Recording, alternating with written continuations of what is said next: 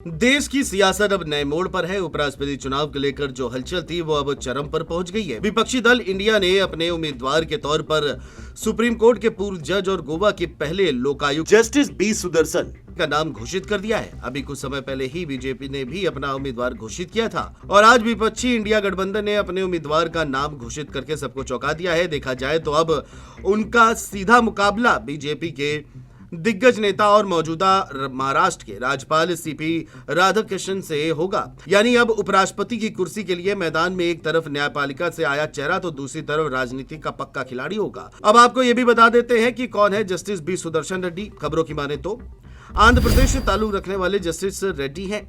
Justice Reddy का career 1991 में Andhra Pradesh high court से शुरू हुआ था। बाद में वे सुप्रीम कोर्ट के जज बने। कई बड़े फैसलों में उनकी अहम भूमिका रही।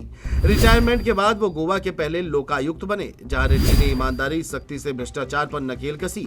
रेड्डी की साफ सुथरी छवि के कारण विपक्ष ने उम्मीदवार घोषित किया। ऐसा माना जा रहा है कि इंडिया ब्लॉक ने यह उम्मीदवार उतारकर एक संदेश देने की कोशिश की है कि वो संविधान और न्यायपालिका की साख को सर्वोपरि मानता है। विपक्ष का मानना है कि रेड्डी की ईमानदार छवि और न्यायिक अनुभव उन्हें उपराष्ट्रपति जैसे संवैधानिक पद के लिए परफेक्ट उम्मीदवार बनाता है। दूसरी ओर बीजेपी ने सीपी राधाकृष्णन को उतारकर सियासी तीर चलाया है। अब आपको ये भी बता देते हैं कि बीजेपी के उम्मीदवार राधाकृष्णन कौन है। राधाकृष्णन 2 बार लोकसभा सांसद रहे हैं। तमिलनाडु की राजनीति के बड़े चेहरों में गिने जाते हैं। वर्तमान में राधाकृष्णन महाराष्ट्र के राज्यपाल है। बीजेपी का मानना है कि संगठनात्मक अनुभव और राष्ट्रीय राजनीति की समझ उन्हें उपराष्ट्रपति पद के लिए सबसे मजबूत दावेदार बनाती है। खबरों की माने तो एक तरफ विपक्ष ईमानदारी, संविधान और पारदर्शिता का झंडा बुलंद कर रहा है तो दूसरी ओर बीजेपी अनुभव, संगठन और राजनीति के मैदान पर भरोसा जता रही है।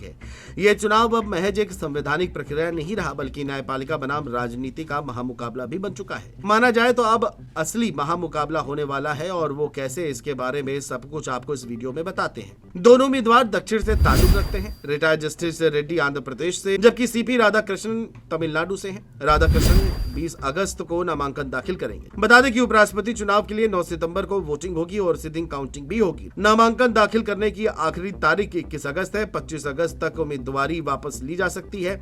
अब देखने वाली बात यह होगी कि आखिर उपराष्ट्रपति के पद पर किसका ताज देखने को मिलेगा। ये तो आने वाले समय में पता चलेगा। फिलहाल दोनों में कांटे की टक्कर देखने को मिल सकती है। Desk report, GMT news.